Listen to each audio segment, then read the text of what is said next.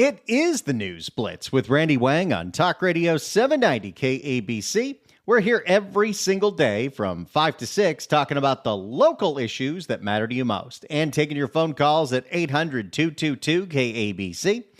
1-800-222-5222. Your emails at randykabc@gmail.com and search for the KABC News Blitz wherever you get your podcasts. Well, we're near the end of budget season in the city of Los Angeles as the city council has passed and sent to Karen Bass's desk their revised budget, $13.95 billion. And that was, of course, with the nearly $1 billion budget deficit. Almost $14 billion, just the budget of the city of Los Angeles. That's not the county. That's not even the school district. The city of Los Angeles's budget is $14 billion. Now, that sounds like a big number, but every number sounds like a big number nowadays. What do you compare it to? Well, compare it to the budget of the city of Los Angeles in years past. Do you know how much the budget of the city of Los Angeles was 5 years ago?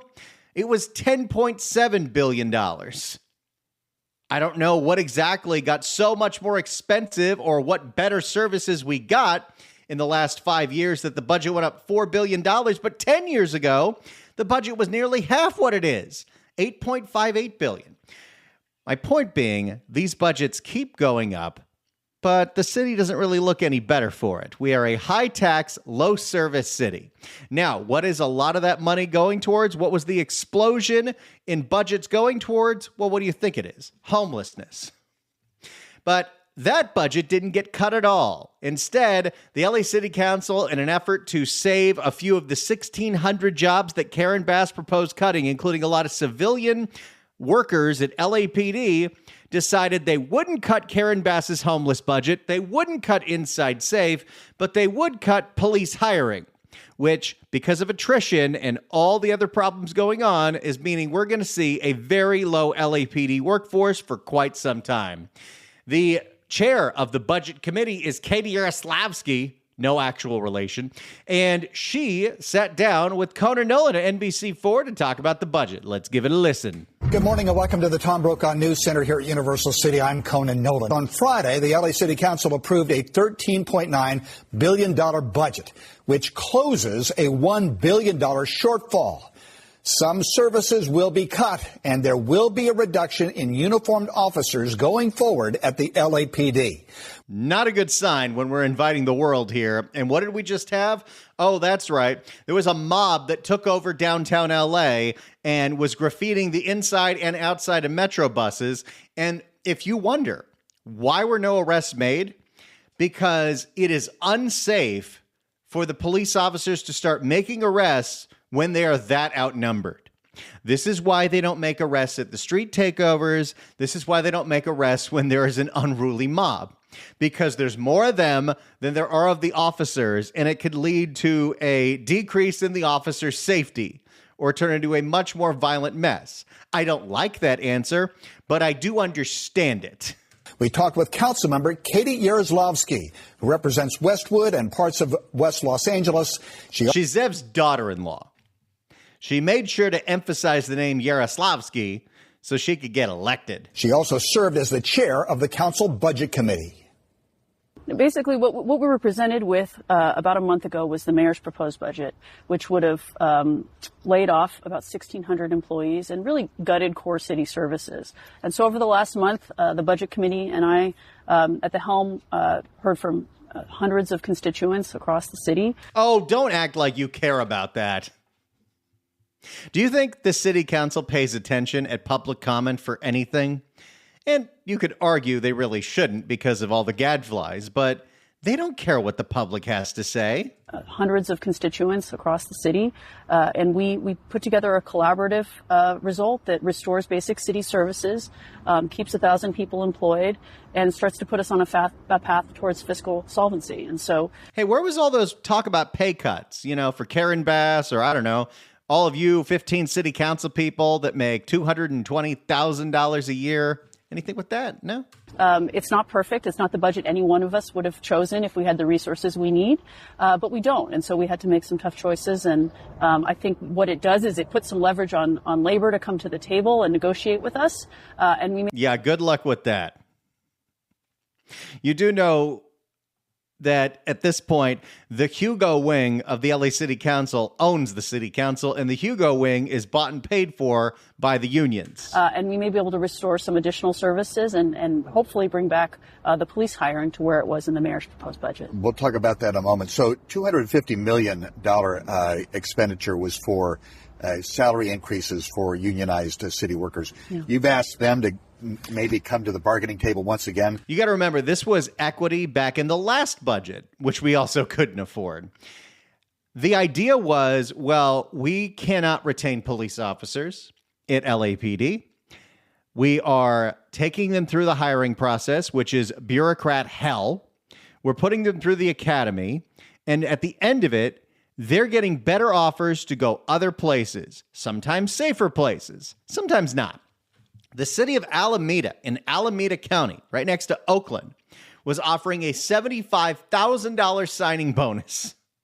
It's pretty darn attractive. So the idea was, okay, we need to put in pay raises and put in our own bonuses so we can retain the people that we're training, maybe even poach people from other departments, because there's a police staffing shortage everywhere in the state of California, which means there's a bidding war for police officers.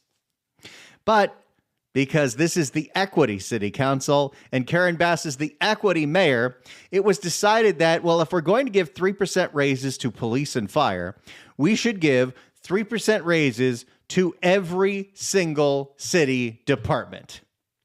And what do you know? The city could not afford that. And ease back a little on that. Have they responded? Yeah, so they're starting to. You know, I think the challenge with the mayor's proposed budget was that it didn't put any pressure on sworn police or fire to come to the table, because in her proposed budget, they were left intact and made completely whole. The brunt was really going to be borne on the civilian side. And that was really problematic in large part because these are people who do basic city services, right? They keep our streets clean. They pave the roads. They're specialized LAPD employees who do DNA rape kit analysis and fingerprinting. And they're the crime scene photographers. And so we needed to restore those positions, and we needed to figure out how to pay for it. And the way we paid for it is cutting police hiring. So we'll have lower levels of LAPD, which has been the dream of you-know-who on the LA City Council. Yes! Oh, it's fascinating, right? The budget in 2024 was a 12-3 vote to increase police salaries. And Eunisses was one of the no votes, along with you-know-who. Yeah, clap that up. This time around, it was a 12-3 vote, but it was Tracy Park and Monica Rodriguez and John Lee who said no to this budget because it cut police hiring.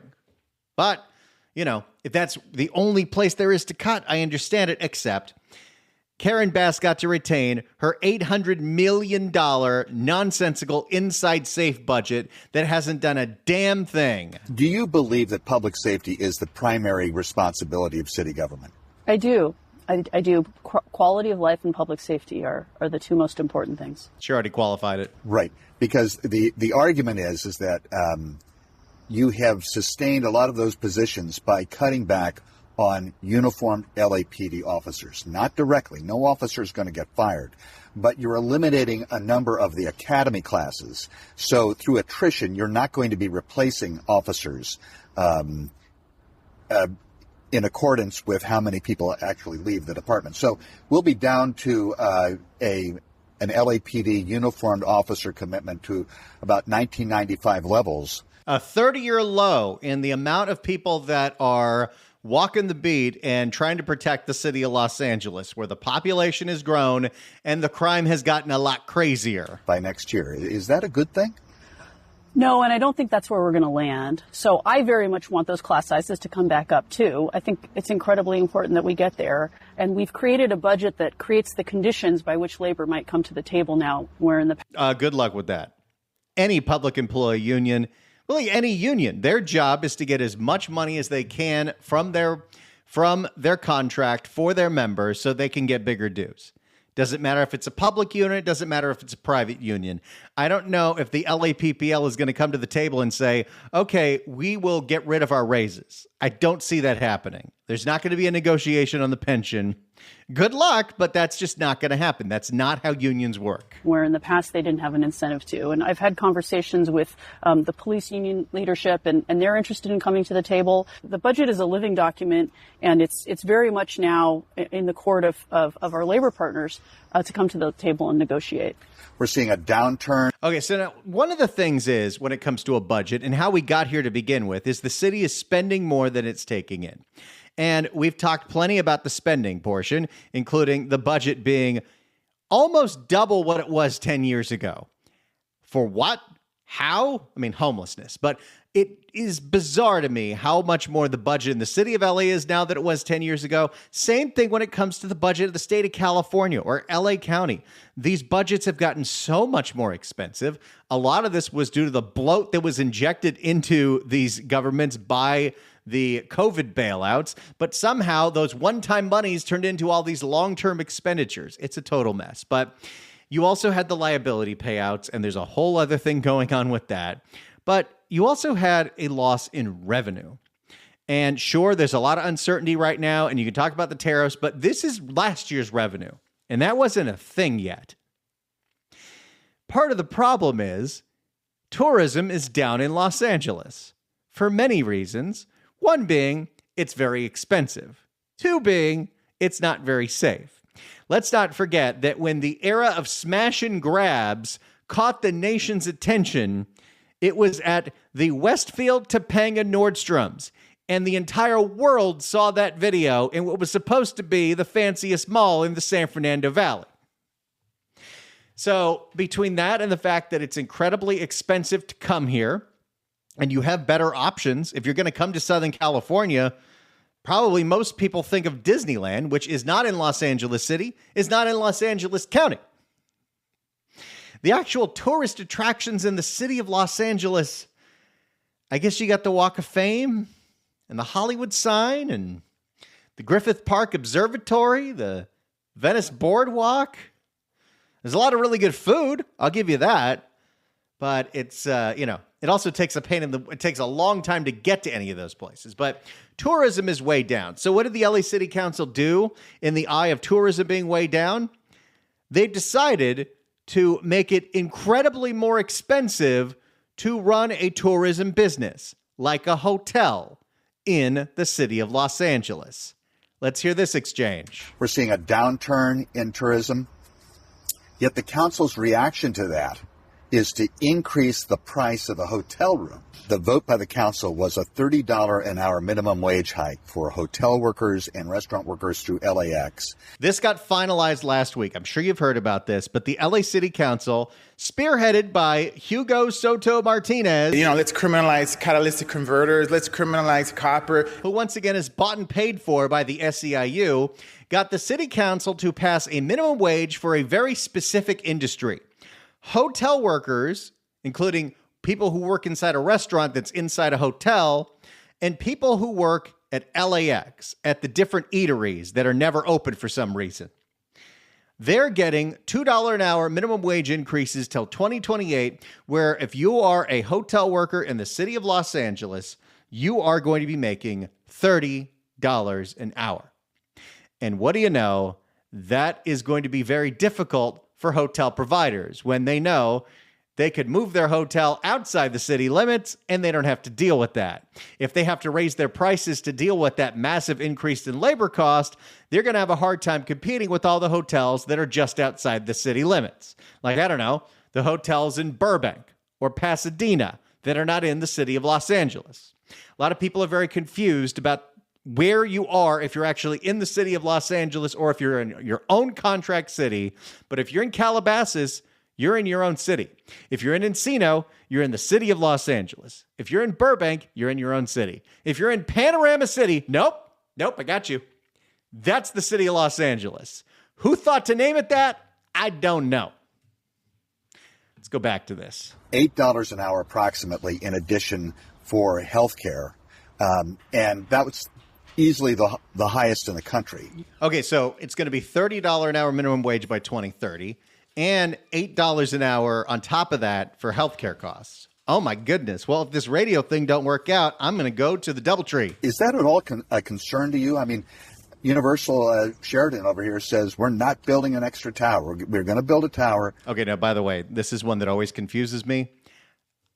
I don't think Universal City is the city of Los Angeles, but I don't know. It seems to change. Universal Sheridan over here says we're not building an extra tower. We're going to build a tower. We're not going to do it anymore because this is not a good place to do business. The ramp up to 30 is over time, right? It's a little over $2 an hour until you get there. Yeah, but that's 3 years from now.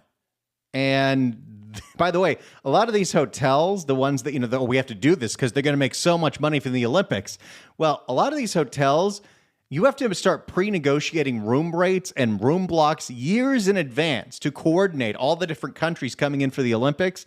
So a lot of these hotels already had specific discounted room rates that now they're going to have to say, we need to redo these because our costs just went through the roof. And so my commitment to my constituents and the businesses in my district and across the city is that if we're seeing warning signs flashing, a lot of hotels are applying for the a variance so that they don't have to pay this, an exception.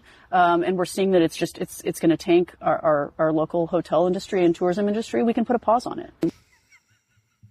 If we destroy all the hotels and they all go out of business or they leave the city of Los Angeles, which will lead to bigger budget deficits because we're not getting any hotel tax money, let alone all the hotels that are selling to Inside Safe and that racket, well, we'll just say my bad and we'll vote to undo it. I don't think so with who in charge of the city council. Let's criminalize catalytic converters. Let's criminalize copper. I have so many Hugo drops that I could play, but I'm only going to play that one because that's the best one. What I am concerned about, though, is the very steep increase on the healthcare side, that $8 that you talked about, which is why I and a majority of the council members voted to delay that a year on the hotel side. We voted to totally screw over the tourism industry, but don't you worry, at the last second, we voted to not screw you over as much. They want to go to the ballot. The Hotel Association have the city vote on that. What do you think of that idea? Okay, now this is interesting because at this point, the operators of these hotels, the people that pay these wages, they realize that this is a massive problem. If you have that much of a difference in labor cost and dealing with businesses that are in the city and outside of the city, which can be right next to each other, they are actually going to the voters. There is an alliance of the operators of these hotels and the places that run the food eateries inside LAX. And they are starting to pass out petitions that are going to ask people to sign a petition to get a measure on the ballot in 2026 that, if voted on, would reverse this ordinance, which, again, is a very weird minimum wage for only this one specific industry. If you work at the Starbucks at LAX and Terminal 4, you're going to get $30 an hour. You work at the Starbucks on Century Boulevard outside of LAX, you're going to get whatever they were the fast food minimum wage. You get $20 an hour. It's very confusing. Look, I think, I think it's a complicated issue. I tend to think that ballot measures are overly simplified, where you have one special interest putting something on a ballot. It tends to result in, I think, not optimal outcomes in terms of policymaking. But I do think that it does put pressure on us to resolve the the restaurant worker issue and some of the biggest issues with this that they raised. And my commitment to them is that we're going to keep having those conversations and doing roundtables with the people most impacted and making sure that policy change is something that works for them. But you already passed it. It's already in effect. Karen Bass has signed this. Now, here's what I find interesting. You happen to learn a lot by following social media accounts from certain people in the LA City Council, because they all started sounding the alarm about this ballot measure that's starting to be passed out. People have to sign the petition. They need like 93,000 of these things signed, so it will be on the ballot next year. We'll see if they get there. But Ysabel Jurado on Instagram, don't Don't be deceived. Don't sign. Big corporations are pouring millions into an effort to overturn the living wage ordinance, all to avoid paying workers what they deserve. Across the city, paid signature gatherers are spreading misinformation to trick people into signing their petition. They're showing up at grocery stores, at parks, and community events. Protect workers. Protect your community. Don't sign the corporate-backed repeal petition. And Hugo had a similar thing. Don't sign the petition. Eunisses had a similar thing. Don't sign the petition. And just based on who's against the petition, it's hard for me not want to go sign it. But here's what I want to know from you at 800-222-KABC. 1-800-222-5222 is this. The hotels are banding together in the city of Los Angeles to put a measure on the ballot that would reverse this $30 an hour minimum wage for hotel workers and airport workers by 2028. If that was on the ballot, how would you vote? Would you vote to undo the LA City Council's fair wage ordinance for tourism workers in the city of Los Angeles? Or would you keep it? 800-222-KABC, 1-800-222-5222. How would you vote if you had a chance to weigh in on the fair wage ordinance for tourism workers in the city of Los Angeles, which of course doesn't include anyone that works at Madame Tussauds? That's not a tourism job. I don't know how they describe it. 800-222-KABC, 1-800-222-5222. Would you vote to undo the LA City Council's $30 an hour minimum wage for hotel and airport workers? 800-222-KABC, 1-800-222-5222. Get on the phone right now. Your call's coming up next. It's the News Blitz with Randy Wang on Talk Radio 790 KABC.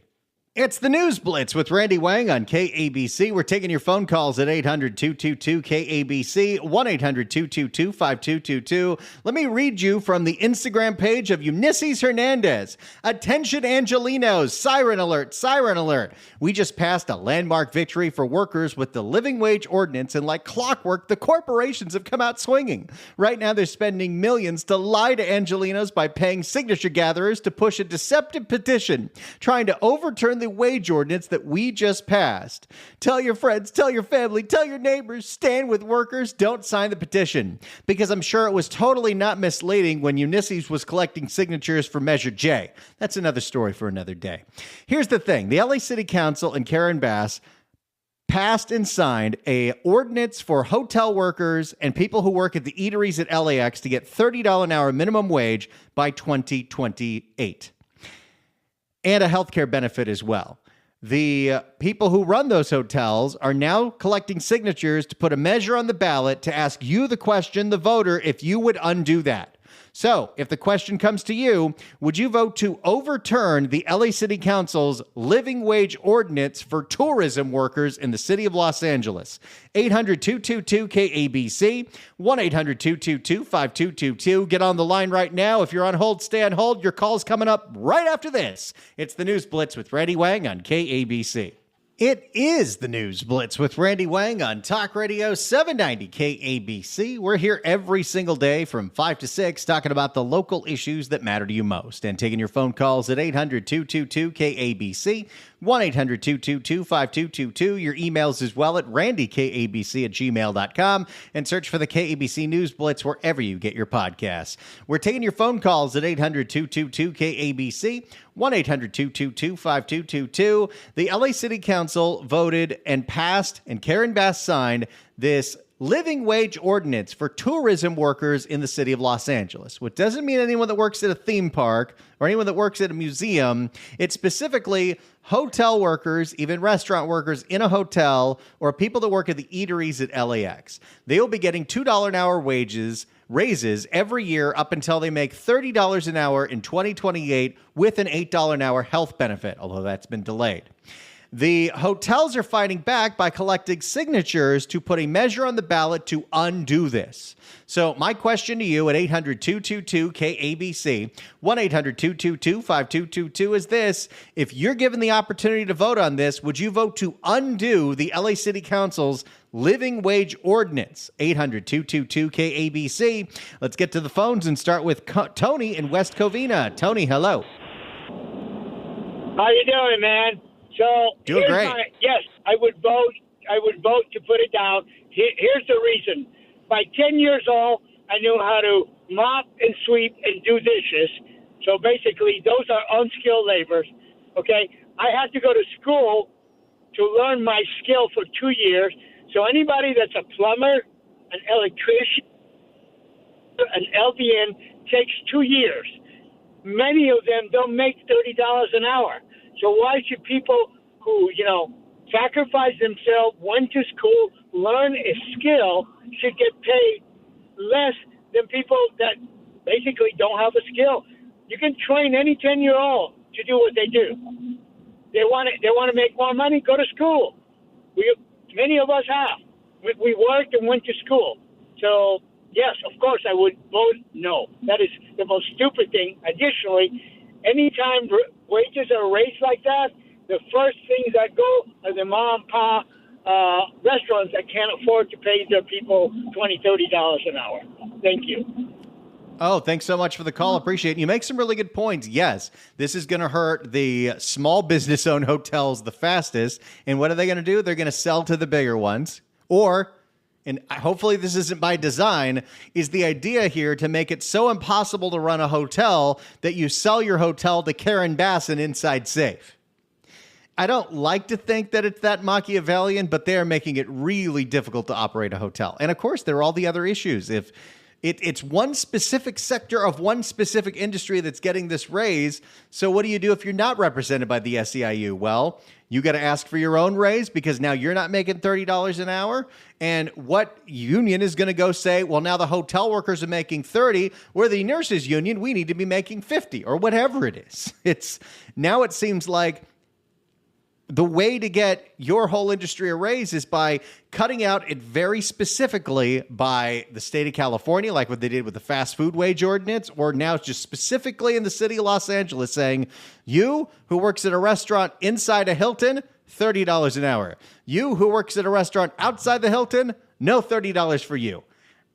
It just seems really confusing to me. Let's go to Neil in San Diego. Neil, hello. Hey, what's going on? How you doing, Randy? Doing great. Listen to you all the time. I'm kind of conflicted on this because I worked in hotel and restaurants for my whole life pretty much, and I just went back to school and getting a certification in medical stuff. It's Karen Bass. What is up with her? I mean, she's one of those things that needs to go. Anyway, I'm conflicted on this because they work hard, but I don't think they deserve $30 an hour. It's just one of those things that I believe that like you were saying, you gotta work hard and whatever. But I'm conflicted on it for sure. It's tough because I know how expensive it is to live here. Before I was in radio, I was in the service sector. I started my life at work at 15 years old working at Magic Mountain at a fast food stand. I worked as a waiter at TGI Fridays. Boy, is that embarrassing to say out loud. And I made, at that time, $7 an hour plus tips. I'll tell you this, it's going to be really hard to expect tipping when you know that your barista is making $30 an hour. Absolutely, dude. I started out at a 7-Eleven down here in Encinitas, and it's ridiculous how things are going. I mean, I don't understand it, but you know what? That's what we have, and I would not vote for anything like that because some of these people may deserve it, but some people may not deserve it. I mean, come on, you got to earn it. I think you make a really good point. Thanks so much for the call, Neil. Appreciate it. 800-222-KABC is the phone number. If it makes the ballot, how would you vote on this? Would you vote to overturn the LA City Council's $30 an hour minimum wage for tourism workers by 2028? Because that might be on your ballot in 2026. 800-222-KABC. Now, if they already get their first two raises, does it cancel those? Do you get your pay cut? Don't know the intricacies of this, but it is an interesting argument to have. Let's go to Jeb in Huntington. Jeb, hello. Hey, how are you, man? I would overturn that faster than you could stay lickety split. It's basically all it's going to do is hurt the consumer because we're all going to have to pay more to cover it. Just like LA's already so screwed up, it doesn't know what day it is. So well, and like think about this. If If you are a prospective tourist, someone that wants to come spend their summer in Southern California, and you look at what airports you're going to fly into, you look at what hotels you're going to be staying at. How about this? You realize that it'd be cheaper to fly into John Wayne, and it'd be cheaper to have a beach vacation in Huntington Beach than to stay in downtown LA. Exactly. You know, it's mind-boggling, you know, the whole thing, because first of all, as another gentleman said that was talking to you, we learn trades, you know what I mean? Or you go to school to be whatever, a computer engineer, whatever. And the thing is, paying these people $30 an hour to make a bed, okay, how does that work? You know, that's like when the housing market was taking off and your gardener showed up and had a $800,000 house at that time. It's pretty wild. I appreciate the call, Jeb. You know, $30 an hour, which still, by the way, isn't like enough to make a living. I was making, when I first got unionized for this job, which was a few years after it was supposed to be, but that's another story for another day. I believe my salary was, or my rate was like $31 an hour. And that's to, you know, do major market talk in Los Angeles. And, well, I was making more than I was before, but you can't live large on that. This is a very expensive city, and things like this will make it even more expensive. 800-222-KABC is the phone number, 1-800-222-5222. If this question makes the ballot, would you vote to undo the LA City Council's living wage ordinance for tourism workers? That's hotel workers and people that work at the eateries at LAX. 800-222-KABC, 1-800-222-5222. It's the News Blitz with Randy Wang on Talk Radio 790 KABC. It's the News Blitz with Randy Wang on KABC. Let's get back to the phones. Go to John in Burbank. John, hello. Hey, Randy, how you doing, bud? Doing great. So I'm gonna roll with this bill or whatever they pass, because I'm gonna give up my cushy government job to go flip frickin' sheets, man. Why wouldn't you? That is true. You know, I mean, it's not necessarily an easy job, but it's easier than some jobs that are out there. I do construction for the government. No, it's 95 degrees in Burbank today. Come on now. You know, that's a good point. Hotels have really good air conditioning. Love it, John. Thanks so much for the call. More of your calls coming up next. It's the News Blitz with Randy Wang on KABC. It's the News Blitz with Randy Wang on KABC. Let's get back to the phones. Go to Greg in Sherman Oaks. Greg, hello. Randy, you do great work.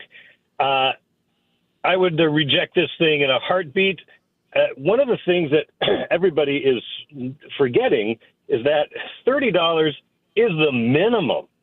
So all of the middle management guys who are now currently making $28, $29 an hour, they're going to get bumped up so that they're making more than the cleaning ladies are. So it's not just that the floor goes up.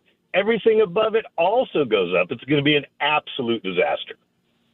Well, and the only way that you make up for that massive increase in labor costs is you have to increase the price of your hotel room, and you get to a certain point where people will choose to go outside of the city of Los Angeles because you can still enjoy a lot of the amenities in Los Angeles by staying in a city that's not the city of Los Angeles. Not to mention all the other options like Airbnb and house sharing stuff, where you don't have to deal with any of this, not to mention crazy homeless people in the room next door if you're fortunate enough to be in a room key hotel. Yeah, hopefully people don't accidentally book themselves in one of those. Thanks for the call, Greg. Appreciate it. Again, I'm wondering if part of the design here is to make it so impossible to operate hotels in the city that they sell them all to the government for room key, home key, and inside safe. Let's go to Roger in Upland. Roger, hello. Hi there. You know, as an employer, this is impossible to hire employees now to do normal minimum wage jobs. The federal minimum wage is less than $8 an hour. This is 4 times the federal minimum wage. It's crazy. I think you make a strong point. It kind of upsets the balance of everything. It certainly does. I mean, I've been trying to replace a couple of employees who quit because when the $20 an hour burger flipper wage came out, they decided they were going to quit and go do that. Now you've got this other issue, and they're talking about, well, we can make $30 an hour. They don't understand that that's not right now, or that it's only for specific things. They just heard that it's now been raised up to $30. It is a weird thing when we're putting this much value into, generally low-skilled jobs. What do we do with the high-skilled jobs? Because that might drive up the cost of everything, and that is super inflationary, which we don't need right now because everything's already too expensive in this city. Thanks for the call, Roger. Appreciate it. I should know. I ate at Joey in Woodland Hills last night. Boy, is that restaurant expensive. For a little tiny tofu plate of like tofu balls and rice and cucumbers, $26. Let's go to Bill in La Cañada. Bill, hello. Hey, Randy, Karen Bass's hero on the record is the Marxist Fidel Castro. So if she's going to be true to her hero, she and her fellow commies on the city council should all get $30 an hour themselves, maximum, with no overtime. And by the way, Fidel didn't tolerate people using narcotics in good old Cuba. You know what? That's actually a really good idea. They call this the living wage ordinance, right? So I think every member of the city council that voted for this, I think every person on Karen Bass's staff, in fact, every single employee that's making more than $30 an hour in the administration of the city of Los Angeles, they should go down to what that living wage is. Bill, thanks so much for the call. Appreciate it. If you ever miss an episode of the show, you could search for us wherever you get your podcasts. Or did you know every episode of the News Blitz is on YouTube? Do a Google on the YouTube, search for the KABC News Blitz, and every episode that you see, click on it, hit like, and hit subscribe, and it helps us out a ton. It's the News Blitz with Randy Wang on KABC.